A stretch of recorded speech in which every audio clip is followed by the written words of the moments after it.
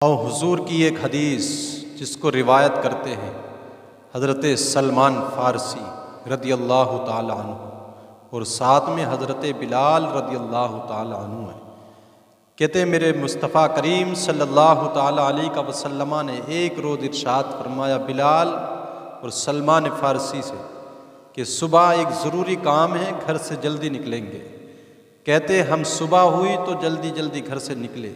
آج محبوب نے اور دن سے ہٹ کر، روٹین سے ہٹ کر تیز تیز قدم آگے بڑھائے تھے۔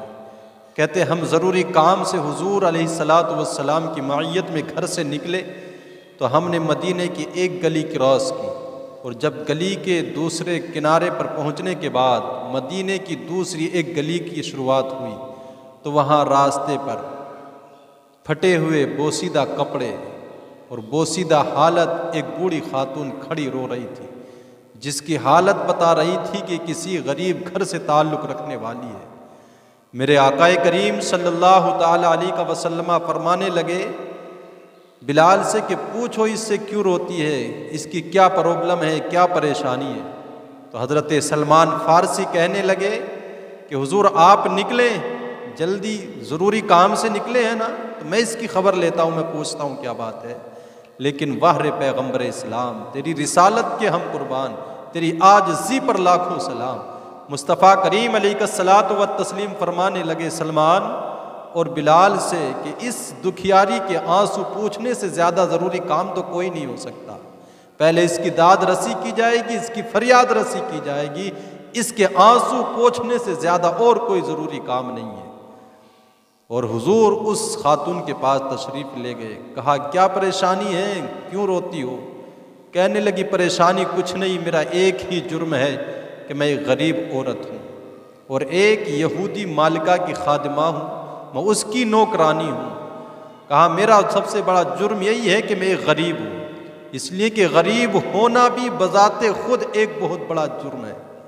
تو حضور نے جب اس سے پوچھا کہ روتی کیوں ہے، کہا میری مالکہ نے مجھے 5 درہم کا تیل لینے کے لیے یہاں بھیجا تھا، اب بڑھاپا ہے، پاؤں بھی لڑکھڑاتے ہیں چلتے ہوئے، پاؤں آگے اٹھاتی ہوں تو پیچھے رہ جاتا ہے، جسم جواب دے چکا ہے، بڑھاپے کا عالم ہے، اس لیے گری ہوں، تیل گر گیا، اب رو رہی ہوں کہ جب گھر واپس جاؤں گی تو مجھ کو مار پڑے گی، اور یہ جسم بھی بوڑھا ہو چکا ہے، مار جھیلی نہیں جاتی، ہڈیاں برداشت نہیں کر پاتی ہیں۔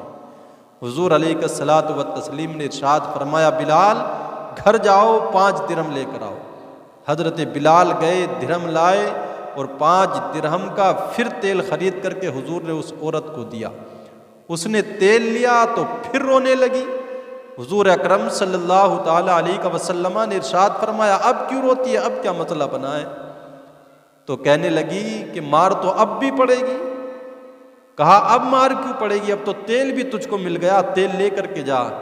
تو کہنے لگی مار اب بھی پڑے گی، وہ اس لیے کہ دیر سے جو پہنچوں گی۔ تو حضور سے جب اس نے کہا نا کہ دیر سے پوچھنے کی وجہ سے مار جھیلنی پڑے گی، وہ کہتے تھی میری جو مالکہ ہے وہ بڑی جری اور بہت ظالم عورت ہے، کوئی اس کے سامنے بولنے کی طاقت نہیں رکھتا ہے۔ تو حضور نے فرمایا چل پھر میں تیرے ساتھ چلتا ہوں۔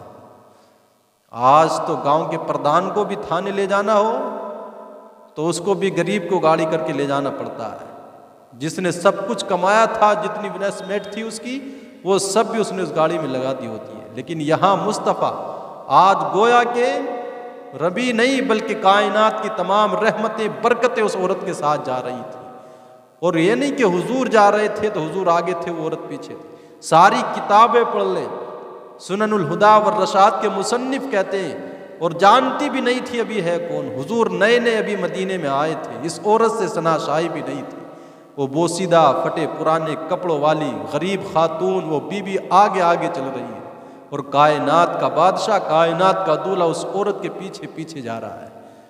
کہا جب پہنچے پورا مدینہ شہر پار کرا دیا اس عورت نے، صحرا آ گیا تو ایک دروازے پر دستک دی، تو وہ مالکہ، وہ گھر کی مالکہ دروازہ کھولنے کے لیے آئی۔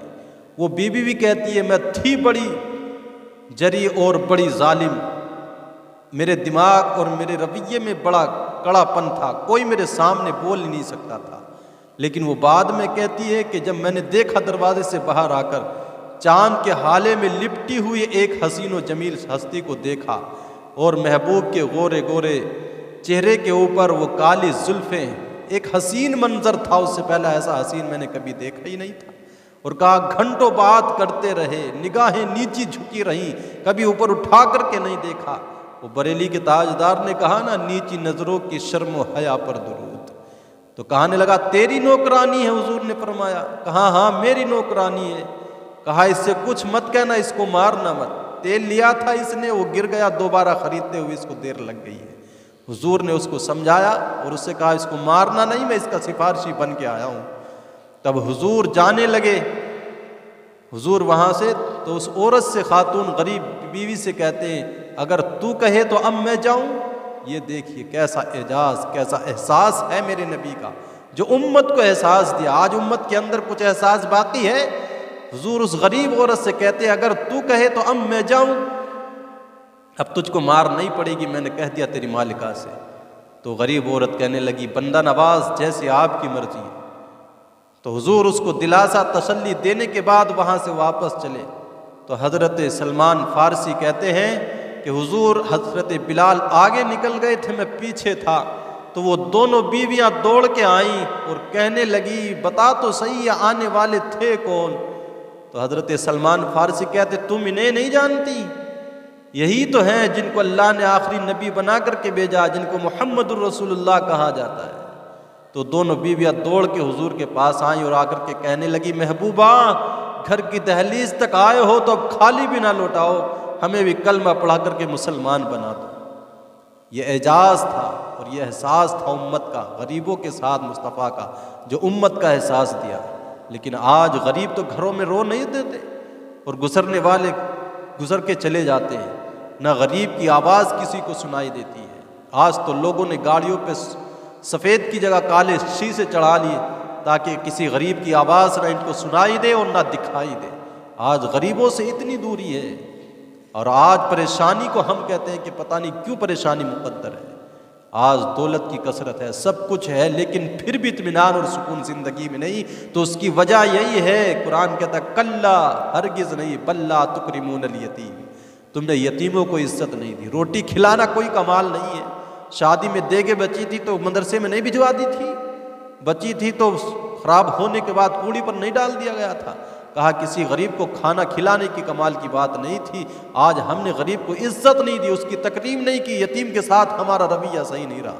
تو مصطفیٰ کے چاہنے والوں، مصطفیٰ سے پیار کرنے والوں، جو احساس امت کو مصطفیٰ نے دیا ہے، کم از کم وہ احساس بھی تو اپنے پیدا کر۔ غریبوں، مسکینوں، لاچاروں، بے بسوں کے ساتھ ایسی دکھ بری داستانیں سن کر ہمیں ان کے ساتھ حسن سلوک اور بہتر رویہ اپنانا چاہیے۔